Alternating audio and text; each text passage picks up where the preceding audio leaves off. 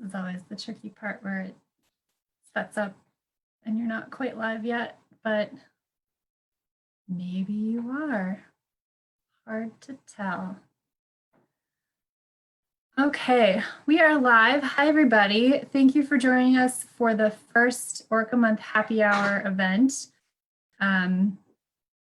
Here with WDC and celebrating with Orca Month and Orca Salmon Alliance and getting everything going for our first week of Orca Month. Really excited to be doing these virtual events. And just waiting for confirmation that I am live and this is working, which is always the tech question. Okay, well, hopefully we're live and we're going. So again, welcome to Orca Month Happy Hour. Thanks everybody for joining us for this first event. Before we jump into talking about salmon and beer and watersheds, I do want to take a moment to just acknowledge the watershed moment that is happening in our country right now, as we're having a nationwide reckoning with our history of systemic racism and injustice. The environmental movement is certainly a part of that reckoning, and as we share the Orca love and work to raise awareness about what whales and dolphins, specifically southern resident orcas, need to survive, we at WDC recognize that police brutality continues to jeopardize the survival of Black people, and environmental injustice disproportionately impacts communities of color here in the US.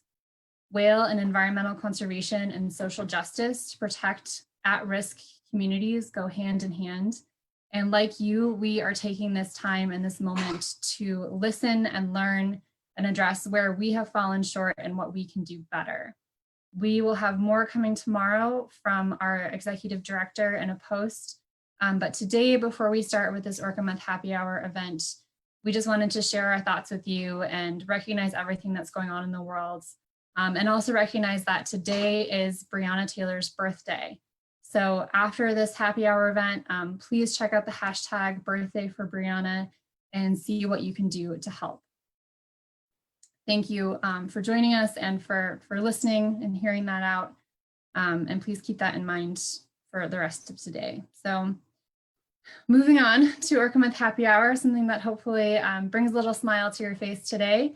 I talked with Fort George co-founder Jack Harris about sustainable brewing and how efforts up the supply chain and up the business chain can contribute to watershed and salmon health, and ultimately help southern resident orcas and the ecosystems they rely on.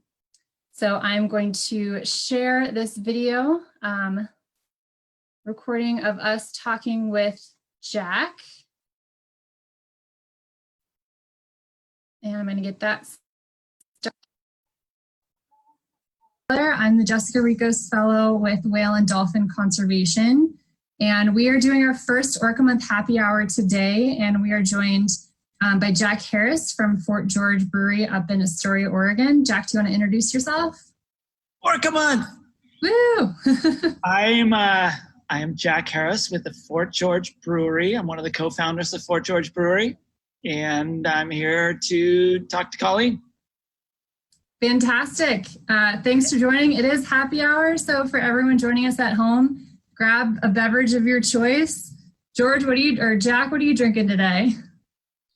You know, I used to work at Bill's Tavern in Cannon Beach. Everyone called me Bill there. So I'm fine to be George, and I am having a fanzine. Fanzine has been our COVID, oh, that's what you have too. Yeah. Pandemic beverage of choice so far for the last couple of years. I'm so excited that we had it down here in Newport. I'm about 4 hours down the coast from you. But it's a great IPA and it's getting to be summertime, so it's IPA season, and it has reading material on it. And do you know who Michael Hurley is? I do not. Michael Hurley is someone you should look up. He is a really obscure but famous folk singer that he's known all over the place, but he lives here in Clatsop County. He kind of settled here years ago, and he's remarkable. He has a remarkable body of work from the early 60s on. super amazing guy, and he does all that artwork on his albums and stuff. And so, and he plays here all the time when we had people come here. And he came in one day and said, I want to do a beer label. So we hooked him up with a beer label, and that's his label. Oh, that's fantastic. Well, it's a very exciting label. I'm happy that that partnership happened because it gives me something good to read while I'm enjoying a good beer. Right. All right. Well, let's jump into our questions because it's Orca Month. It's June. We are going to talk about orcas and salmon and beer today. In Orca Month, it's an annual celebration for communities around the Northwest to get together and to talk about our southern resident orca population. They're a really unique community of orcas. They're one of the most well-known in the US, and unfortunately, one of the most endangered whale populations in the world. I think of them as really quintessential Pacific Northwest orcas. They hang out in waters from British Columbia to Northern California. They mostly eat salmon. That's their primary food, which is another iconic Pacific Northwest species. And a lot of the threats that they face come from these really big human-caused changes to their environment and ecosystems, from rivers where those salmon live to coastal and marine habitat. So in Orca Month, our goal is always to get out in our communities and share the story of the southern residents and find out how people and groups and local businesses can contribute to protecting and restoring our watersheds and salmon and the southern resident orcas.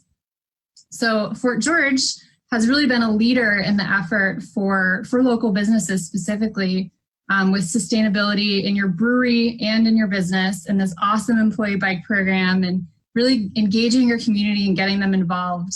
And you have all this great information and statistics and cool facts on your website about what you're doing to be a sustainable brewery. So my first question for you is, does sustainably brewed beer taste better? Wow, that's a great question. If you know it's sustainably brewed, maybe helps. But absolutely, you know, I'm also very involved with the local community radio station, and we always tell people that the music sounds better when you're a member. So, of course, the beer is going to sound better, and I think it's and not to be flippant about that, but it's great when a consumer, the drinkers of beer don't have to worry so much. You know, they can check something off their list of things to worry about while they're buying a beer. You know, there's so many considerations you have to take when you're purchasing something and deciding who to purchase it from and where to purchase it. And if the upstream can get it figured out for you, then you don't have to worry about it. So I absolutely think it can taste better. I don't know if it actually, there's, you know, using sustainable things, you know, process is a lot different than the ingredients that go into it. But in general, yes. How's that? I agree. I think if you know, it tastes a little bit sweeter, you know, just the thought of it, like I'm drinking something that was made with good thoughts in mind and sustainability in mind. So that makes me feel better about what I purchase when I'm consuming. So yeah. Well, again, the further upstream you can take care of some of those issues, the better it is for everybody else that has to purchase it or deal with it. Definitely. And, you know, on that note, your model for sustainability, speaking of those upstream things, has really been involving not just the environment, but your local community and the local economy, and bringing all those together for sustainability. So how do you combine all of those elements in your work? It's tough. The restaurant industry is very set up on big trucks from big companies dropping off a ton of stuff, and you picking through it and hopefully recycling what you can. And so we sort of have a process here where we try to eliminate, we totally try to get rid of single-use plastics. So we have all these bamboo forks and spoons and stuff that people need takeout. We use little paper ramekins, even though if you put salsa in those and let it sit there too long, it'll get a little mushy. We feel that's better than the plastic stuff. So we're trying to get used to get rid of those things, but it's hard. It's hard in this world. They really designed this whole system to throw stuff away, and you have to work hard to work around that and find the little the workarounds. Did I answer the question? Yeah. I mean, we're talking about upstream actions and bringing all these different pieces together. And kudos on the bamboo and the paper cups and straws and stuff. I know that those can be, you got to just get your sauce fast, I guess, in those. But those are good institutions, and it is about, on the individual choice in buying a sustainably brewed beer, it does go up from there, and the business and how what they are able to source and how. So there's the responsibility at different levels, I guess.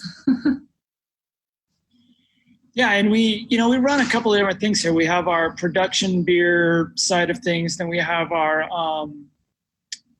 pubs, which are dead right now. We're doing a little takeout, but we're hoping to restart those. And I never wanted to gauge the success of our business by how many garbage bins we could fill a week, but that's kind of a repercussion of being successful, is having lots of garbage. And I don't know, have you ever done a garbage audit? I have not. A garbage audit is awesome. You get a couple of you're like most motivated people that are super interested in it, and you have them pull the dumpster out into the parking lot and pull everything out of it and spread it out across the parking lot, and then count everything that's in it and what it is, and then put it all back and throw it back into the thing. And a week-old restaurant garbage is nasty stuff. Yeah. But that's how we do that a couple times a year and try to figure out what we're throwing away and what we're throwing away too much of. And garbage audit. Yeah. So on that note, Fort George has done a lot for like getting curbside composting going in Astoria and improving your recycling. Did that come from doing those garbage audits and realizing like, hey, we can actually recycle more than we're doing, and we can compost some of the stuff that's ending up in our trash bins? Well, we use the 3 R's here. It's Renee. And I don't know if you know Renee Johnson. She lives in Newport. You should know Renee Johnson if you don't know down in Newport. But Renee Johnson was our sustainability manager here for about 2.5 years, about 3 years ago, and her legacy lives on. And unfortunately, she had to leave town because she had to move to Newport. But oh my goodness, she was so amazing for us, and she really set us up in all these different measurements and how to. She just really set us up with how to take a picture of what we were doing and figure out how to do it better and use less stuff doing it. And I will mention Renee's name a couple of times in this interview because she was the heart and soul of our entire sustainability program. I've never been able to replace her. And like I say, we've been kind of limping along without her for a couple of years, but she arranged all that stuff, and she's the one that called for those audits. And that's exactly what she did. She looked through there and said, we could be composting all this stuff. And the city of Astoria had no composting program. And so she said, well, outside of this company, are you okay with me going and talking to the city and the local businesses and seeing what we can do? And I said, do whatever you need to do. And within 6 months, she had residential and business composting up and running in the city of Astoria. And that was she was technically employed by Fort George, but that was Renee Johnson that made that happen in Astoria. Fantastic. Well, thanks, Renee Johnson, and thanks, Fort George, for allowing her, I guess, giving the inspiration and then allowing her the freedom to go out and do that, because that's a big change for a city to make. That's a huge step forward, and that's great. Very cool that it originated with. It's still going. So it's not like it fell apart when she left. We're all still doing that. That's great. Well, we're lucky to have her down here in Newport. I'll have to look her up and see what she's up to down here.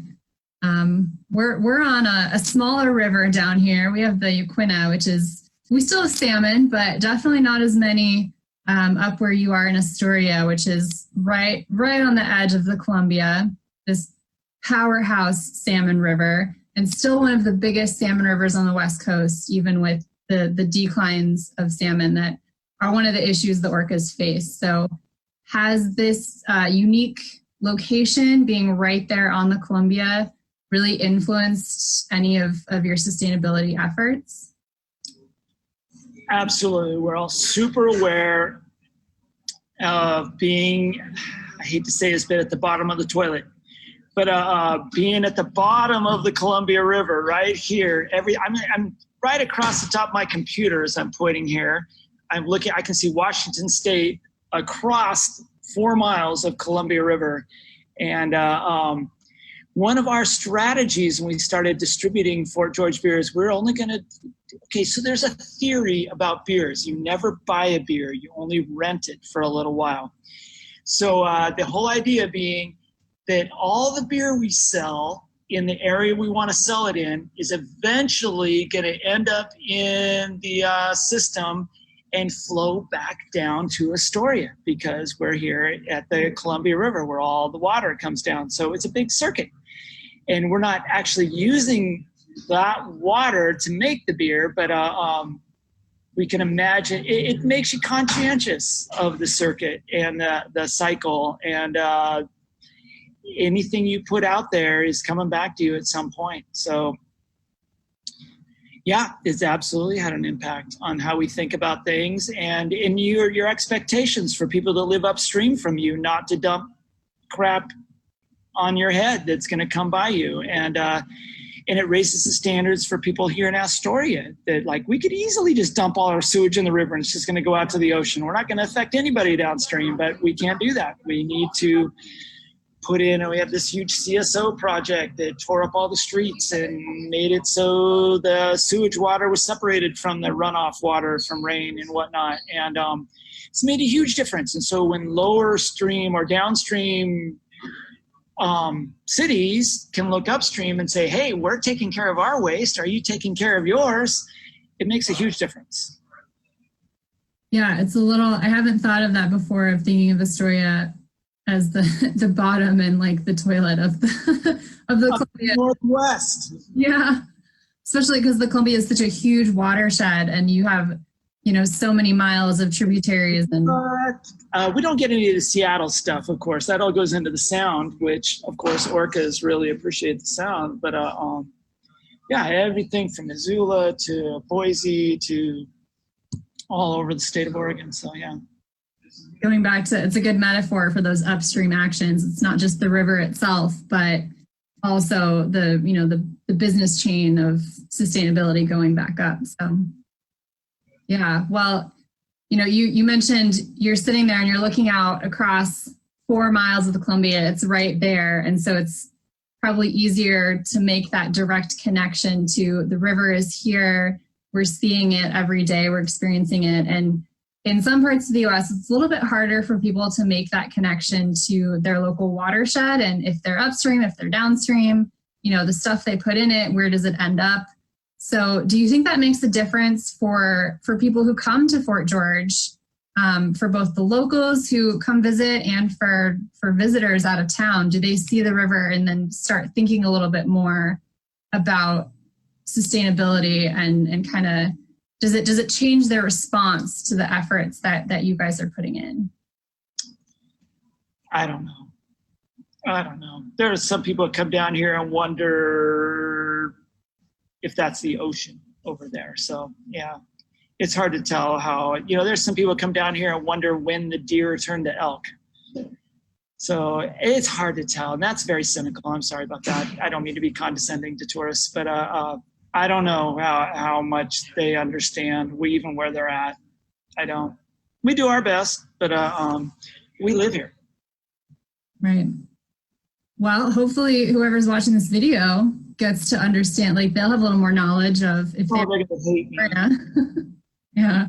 They'll be like this. I know this is the Columbia, and I know that sustainability is important. So it is those dual efforts of, helping to inform people and put that information out there. And then, it's on them to seek out that information and find it, which everyone who's watching is definitely doing. So good job, audience.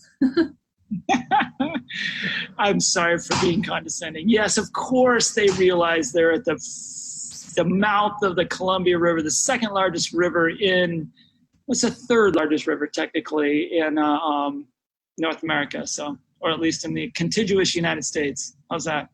Yeah, it's a big river. It's an important one. We like it a lot here in Oregon, so we're spreading the Columbia River love. But you guys also, like, on a similar note, and getting people educated and informed and engaged, you do these really great talks every Thursday in certain seasons to engage and connect with the local community and with out-of-towners too, if they happen to be in Astoria, on nature and philosophy and all kinds of stuff. And I was really lucky to come up and give a talk with you guys before everything happened. Yeah. The last one, we got it in under the wire, but it was so cool. The space and the support was just fantastic. And it's one of our goals for Orca Month to really make that direct connection with our local communities and inspire change. So what inspired you to start that community outreach effort? Well, having the space to do it, for one thing. We've got a couple of buildings here on the campus, and we had and one of the buildings is an old auto dealership that had a showroom. And we started, we did a couple of little talks and they went well. And this whole series just sort of started very organically. And so we've got 4 partners. We have got the college and the park service, along with the Watershed folks, and then Clatsop County Historical Society, and then the 4th one is Philosopharian, which are he's a professor up at the college that is a philosophy professor, and they're all over the map with their topics. But it's just a great thing to get. I imagine it as something to get folks out, and so they're not watching TV on a Thursday night, and they can get an hour's worth of interaction in and drink a beer while they're doing it. And it's been very, very successful. We've done a great job with it, and we've actually continued some of this with the college and hopefully with Philosopharian online. So look for that out there. I have no idea where to look for that, but so we're doing some of those things continually, but it's broken my heart that that's kind of been disrupted, because it's something we've built up over the years, and we fill a room. You did it when we had to separate all the chairs, and so it was a smaller group there, but and we get 80 to 100 people out for those things, and those are mostly locals, although there'd be sometimes people coming from out of town that would luckily catch it. It's been a great thing, and it just sort of evolved. We've been, I think, 7 years now we've been doing those. Wow. 7 years. Yeah, there's a huge variety of topics that you guys cover, and all over the map. Yeah. Yeah, but that's awesome, because you can get you get the regulars who come out for every Thursday talk and just hear about all these different ideas. Then you have people who come for maybe like a specific topic, but then they come back.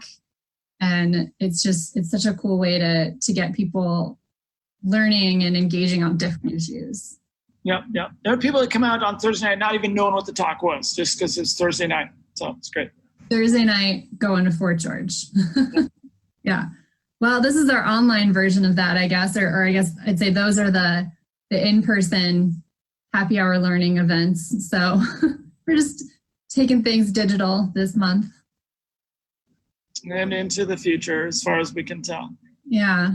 We'll post a link. We'll find those. I know we said earlier, we're working on our tech savvy stuff, but I'll find a link for those for those that are still going on and post that. So. Oh, thank you, Colleen. I appreciate that. Even people who are not local to Astoria right now, go join those. They're super cool. They're really fun, and you can dive into philosophy if that's what you feel like doing. So do that. And And then Fort George also has this fantastic employee bike program that I saw on your website. Can you tell us a little bit more about that? Well, we kind of refer to it as our former bike program at this point. Things have changed, but for the last 4 years, we've had this program where anyone who's worked for us for a year, full-time, 30 hours a week, whatever the math is, we would get them this really nice. And we had a deal with Kona Bikes and get them a Kona bike.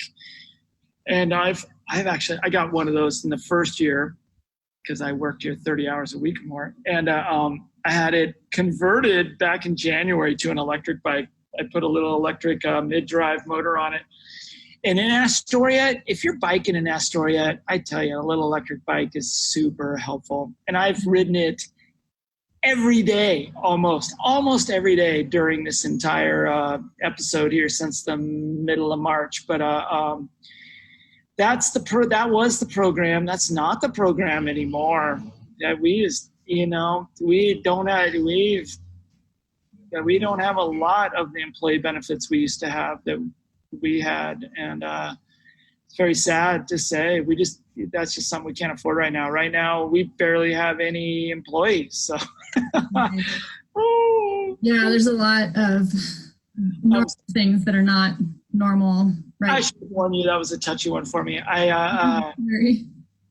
That was a beloved program. My business partner, Chris Nemlewell, came up with that, and was really, we both adored that program, and it was something we'd love to be able to do, and we can't do it right now. And so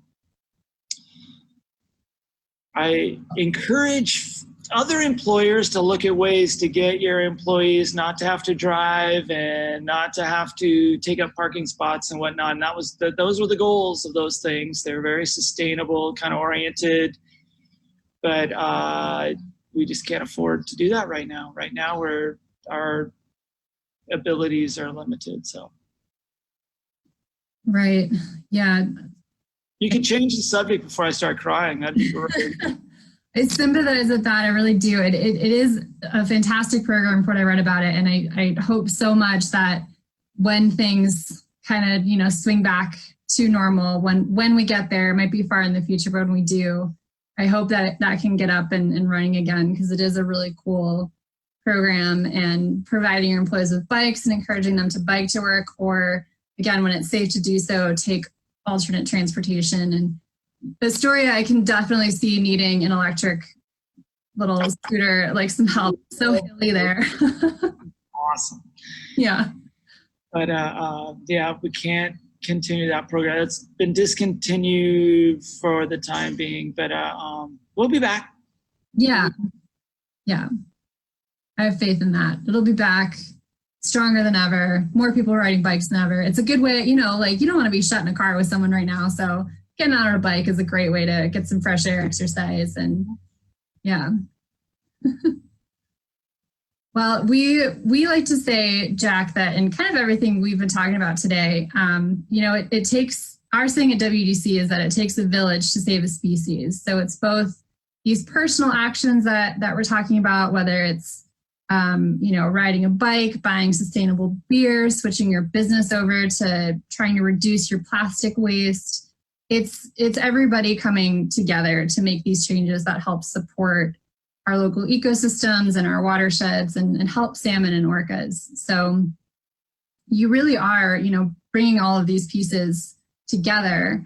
And how have you put that message out for your local community and trying to get others to kind of follow the lead of Fort George? Well, there's a lot of benefits to looking forward like that. The Energy Trust program gives you lots of guidance, and then financial benefits for picking the right insulation and the right refrigeration and the right heating elements. And I would work with the Energy Trust guys as much as possible because they are great at that. We have a partnership right now with Pacific Power. And of course, we do the Blue Skies thing. That's kind of minimal, but we also worked with them on a grant to open up an EV charging station here on site. And that would have been open by now if not for this. And I'm looking at it right now and it's covered in a tarp. But if you've got an electric car, I think in the next few weeks, we're going to be able to charge it for you because it's sitting right over there and it's ready to go. And there's just a lot of opportunities that sometimes they look like they cost money up front, and maybe they do, but in the end, they provide you with the legitimacy to encourage other people to follow your lead. Maybe that's where we're at. It's just, we're not actively trying to preach to anybody. We just want people we just want to see that you can run a business and still, there is no conflict between the environment and business. That is a fallacy. It's all doable. You just got to be creative and think about it and have your priorities. Words of wisdom. Yeah, I appreciate that. That's a good tip for business owners out there. It doesn't have to be a conflict. You can find creative solutions and follow the lead of others who have kind of figured out ways to do so and bring in sustainability. So that's a very good message. That seems, that's for business people and business leaders. Any tips for people at home, how they can enjoy beer more sustainably? Well, people used to ask me this all the time. So we can our beer, and I always kind of promoted our beer in cans as being kind of better than beer in glass. That's not really true either. It's like, there's some companies in Portland that are trying to create a reusable glass setup. So if you can buy your beer, okay, so here's the hierarchy. Buying your beer at a local pub in a pint out of a keg that's going to get, and glass, it's all going to get washed and reused. That's the best. And it's just not very practical right now. Getting your beer in a can or in a glass bottle that is being reused is the second kind of best hierarchy thing. Or filling it. You shouldn't, you can't really even fill growlers right now because nobody wants to stick their faucet into your nasty little growler and fill it up. But and then just really choosing the breweries or the vendors that you have come to trust to be treating the world like you want it to be treated. I guess that's what it comes down to. And that takes a little research, and that takes a little bit of looking into the background of things and not buying into every press release. But that's what it comes down to. It's just doing research and looking into things before you buy stuff, because your money really counts, and it takes you a lot of effort to earn that money and to put that money in your bank account. And you should spend a little energy before you decide how to spend that money, because it really makes a difference who gets it. Definitely. So, for people at home right now, look into your favorite local breweries and where you get your beer or other favorite drinks, and see what practices they have. And if you want to see them do better too, Jack, does it help to give them feedback and let them know, like, hey, we'd like to see, a switch over to better practices here? I personally answer every email that comes to Fort George. So if you've got some questions, it's beer@fortgeorgebrewery.com, and I'll be responding.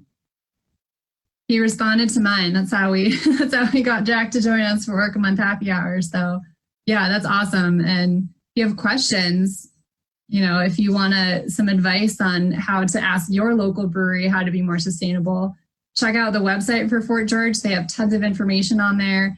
Or maybe email Jack directly and he can give you some tips on how to talk to people.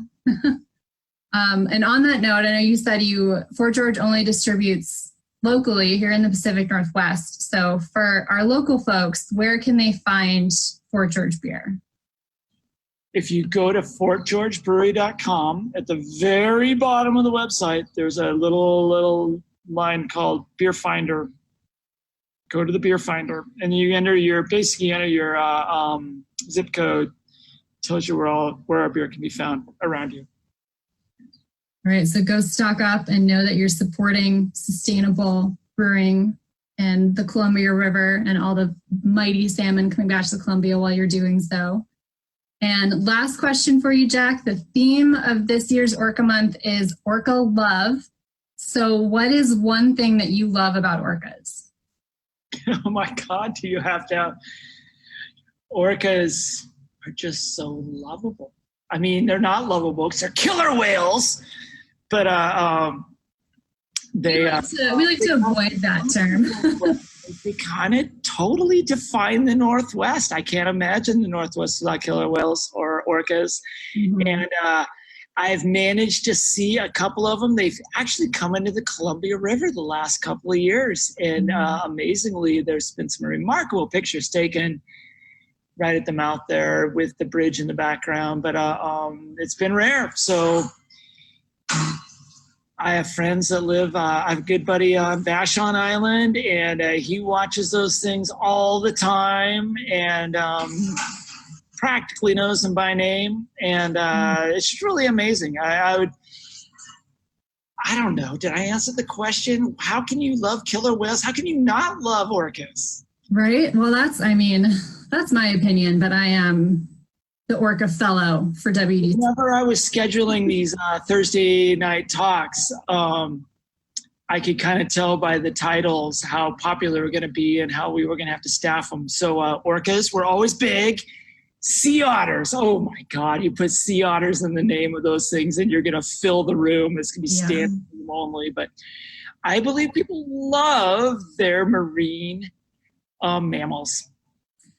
People definitely love their marine mammals, especially, orcas are amazing, and they're a really good way to introduce people to some of these other issues because they're so connected to the health of salmon and of rivers and watersheds. So if you get people on the orca side of it who just love these whales and want to learn more about it, and then you can get them into all of these other things too that are happening, and hopefully buying some sustainable beer too. So yeah. Yeah, the ones that come up the Columbia are probably the bigs orcas. Those guys are the mammal eaters. So they're swimming up and looking for some sea lion snacks. But some locals would love for some sea lion snacks. Yeah. Our residents, our fish eaters, the southern residents, they tend to stay. The Columbia River is a hot spot for them. They love to hang out there in the late winter and the early spring and wait for those big spring Chinook runs to come back. So they're hanging out there a little bit earlier in the year than June, but they're waiting for those salmon. And so they staying off river? Are they kind of staying out in the ocean, or are they coming up into the river? No, they have never been observed going into rivers or bays. They tend to hang out a couple miles offshore. But mammal eaters, the big orcas, will come up rivers and into bays and really hug the coastline looking for some seal and something. Mammal hunters, they have like families and they have their own little pods that are all identified. But where are they going? Where are they going? They they kind of come here very occasionally. Yeah. The residents are called residents because they will, inhabit one area for a long period of time, and they have like seasonal areas that they hang out. The bigs or the transients, the mammal eaters, have a huge range, and they'll just kind of go up and down the whole West Coast, and they'll have favorite spots, like favorite restaurants that they like to pop in every once in a while and check out, but they don't hang out in one area for a long period of time. They're opportunistic. Just looking for the opportunities. Yeah. They're checking to see, is this grocery store stocked up? Do they have what I need? And if not, they move on. Nice. Yeah. So I totally appreciate them, and that's what I got. Great. Well, Jack, thank you for being our Orca Month Happy Hour guest today. We'll do a last cheers, and thanks everyone for joining us online. Cheers, and thank you for supporting the orcas, and thank you, Colleen, for all your work. Cheers to sustainable beer. Yeah.